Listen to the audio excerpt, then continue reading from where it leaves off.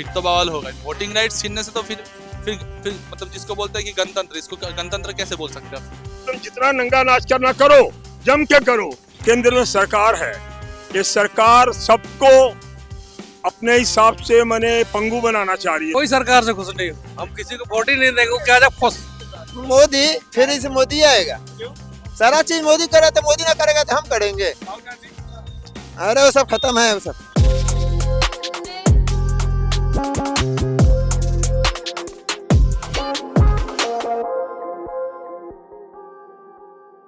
अभी तक का जो एक्सपेक्टेशन है मुझको, वो लगता है कि ठीक ठाक डिलीवर कर रहे हैं।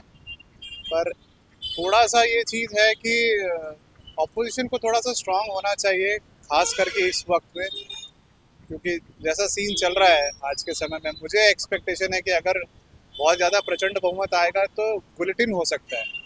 इसी के लिए थोड़ा सा डर, थोड़ा चाहता हूँ कि ऑपोजिशन कुछ स्ट्रांग हो। पढ़े लिखे नेता जो देश के अरविंद केजरीवाल जी को सपोर्ट कर रहे हैं। केंद्र में सरकार है, ये सरकार सबको अपने हिसाब से मने पंगु बनाना चाह रही है। ये सरकार चाह रही है कि इसके सामने कोई खड़ा हो ही ना।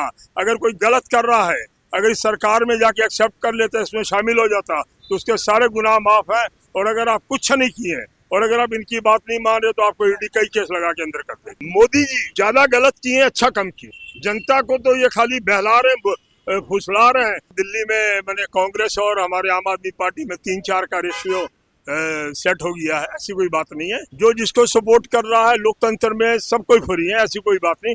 कर रहे अच्छी बात है, वो उनका काम किए होंगे। वेस्ट बंगाल का देखिए आप, बहुत करप्शन है। वेस्ट बंगाल के बाहर तो इतना करप्शन है नहीं जितना मतलब इतना रेप केस कहाँ होता है। एक बाहर पे हुआ था, जोगी जी उसको ठोक दिया, ठीक है। तो उस तरह का सरकार चाहिए, सनातनी सरकार चाहिए अपने को, ठीक है। वो रहेंगे तो इंडिया में फ्यूचर में अच्छा ही होगा। क्या हम लोग कुछ फायदा होगा वोट देने से? कुछ फायदा नहीं है। कोई सरकार से खुश नहीं हूँ, हम किसी को वोट ही नहीं देंगे। वो क्या जा खुश। देखिए, हमारे लिए यदि आप देखेंगे, हमारे लिए अब इंडिविजुअल का तो बात नहीं कर सकते, बट हाँ ये जरूर देखेंगे कि जो रोड्स के काम किए हैं वो डेफिनेटली सभी के लिए बहुत उपयोगी है, राइट। जो नितिन गडकरी जी का आपने प्रोजेक्ट देखा है। दूसरा चीज़, जो छोटी जगह को जो जोड़ने का काम किया है एयरपोर्ट से, आपने देखा होगा कि देवघर में भी एयरपोर्ट नहीं था जो अभी खुल गया है। तीसरा चीज़, उन्होंने जो महिलाओं के लिए किया है, क्या मतलब महिलाओं के लिए जो उज्ज्वला योजना उन्होंने लाया था, एंड दूसरा था पीएम आवास योजना। मोदी, फिर इसे मोदी आएगा।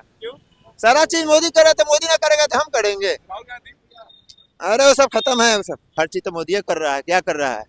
गैस सिलेंडर दिया, कपड़ा दिया, धोती दिया, दुनिया दिया, जहान दिया, गैस भी दी, सब चीज गैस भरवा के दी। हाँ, पूरा चूल्हा तुल्हा सब पूरा से सब। बीजेपी के राज में आने से महिला की सुरक्षा जो है वो काफी हद तक अच्छा है और महिला काफी हद तक सेफ है। बीजेपी ने बहुत अच्छा काम किया है महिलाओं के लिए। किसान आंदोलन वो अपनी मांग रख रहे हैं, अपनी मांग रहे हैं, तो इसमें मैंने षड्यंत्र वाली कौन सी बात? हम तो कह रहे हैं ना कि बीजेपी वाले जो है ना, इनका त्रिया चरित्र कोई नहीं समझ सकेगा, कोई नहीं समझ सकेगा। बीजेपी गलत है, टोटली ये बात है। ये अपना कह लीजिए कि साम दाम दंड भेद सारा कुछ, उसके औलाद मेरे को लग रहा है कि 4 तंत्र और जोड़ रही है। ईडी इनके हाथ में है। ये मैंने कुल मिला के डिक्टेटरशिप चल रही है, तानाशाही चल रही है। बीजेपी जो कर रही है ठीक नहीं कर रही। तुम राज करो, लेकिन इस तरह डरा के, धमका के और इमरजेंसी लगा के एक तरह से हिंदुस्तान में अघोषित आपातकालीन लगा हुआ है। मुद्दे तो बहुत हैं। रोजगार दो, हम कह रहे हैं कि भ्रष्टाचार खत्म करो, गरीबी खत्म करो। ये मुद्दों पे तो किसी का ध्यान ही नहीं जाता। शिक्षा, चिकित्सा, इस पे ध्यान दो। क्यों बांग्लादेश में एड नहीं भेजा था? श्रीलंका में एड्स मतलब जो हेल्प था, हेल्पिंग हैंड नहीं भेजा था? इंडिया से ही तो श्रीलंका में इतना सारा मतलब जो हेल्प गया था, खाने का पीने का, बांग्लादेश में भी तो गया है ना। कल को आपको जरूरत है, आपके पास पैसे नहीं है, मोदी जी आपको नहीं दे करके अगर बाहर भेजे पैसा, तो कैसा लगेगा आपको? नहीं, बुरा तो लगेगा, लेकिन हमको क्या लगता है कि देश के अंदर भी हार्मोनी बना के रखना चाहिए। पहले अपने लोगों को भी देखिए, बाहर के साथ भी रिश्ता अच्छा रखिए। अब जैसा आप जो पकड़े वो करते रहिए, हम जो पकड़े करते रहेंगे। सरकार कुछ नहीं करेगी। सरकार को चेंज नहीं कर सकते हम लोग? चेंज पूरा कर सकते हैं। करना चाहिए कि नहीं करना चाहिए? करना चाहिए। तो मतलब किसको चेंज करें? मोदी जी को चेंज करेंगे, हेमंत सरकार को? ये तो भाई हम लोगों पर निर्भर है, किसको चेंज कर सकते हैं। आप किसको चेंज करना चाहते हैं? हम तो किसी को नहीं, किसी को नहीं, दोनों से खुश है।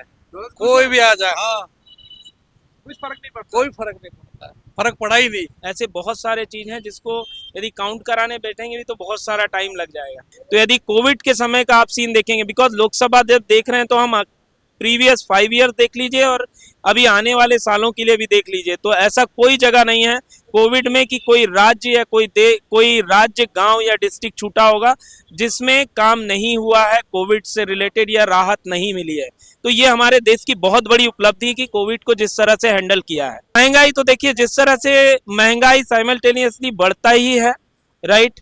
अब आदमी का इनकम भी बढ़ता है तो महंगाई भी कहीं ना कहीं बढ़ता है। आज यदि आप देखेंगे तो आप खुद यदि अपना खुद का भी इनकम आज से 20 साल पहले का देखेंगे और आपका देखेंगे तो डेफिनेटली इससे डिफरेंट। 20 साल एज ही हो रही है। आपका 20 साल एज है, अब हमारा ले लिए 40 है, हम अपना यदि आज से 10 साल का देखेंगे और हमारा देखेंगे तो डेफिनेटली कहीं ना कहीं बड़ा है। सो वो चलते रहेगा। और जहां महंगाई का सवाल है तो वहां पे आपको ये भी देखना है कि कहीं ना कहीं सरकार की उसमें उपलब्धियां आ ही रही है, डेवलपमेंट कार्य हो ही रहे हैं। हम लोग को तो सिर्फ इतना पता है कि अभी मोदी सरकार के राज्य में थोड़ा सा महंगाई तो बढ़ा है। अगर 15 साल के बाद भी अगर ऐसा ही रहा रुख तो क्या करेंगे फिर आप? फिर तब तो फिर देखा जाएगा कि फिर जो सही मतलब रहेगा फिर वो करना पड़ेगा। और वोटिंग राइट छीन लिए तो फिर तो बवाल होगा। वोटिंग राइट छीनने से तो फिर मतलब जिसको बोलते हैं कि गणतंत्र, इसको गणतंत्र कैसे बोल सकते हैं फिर?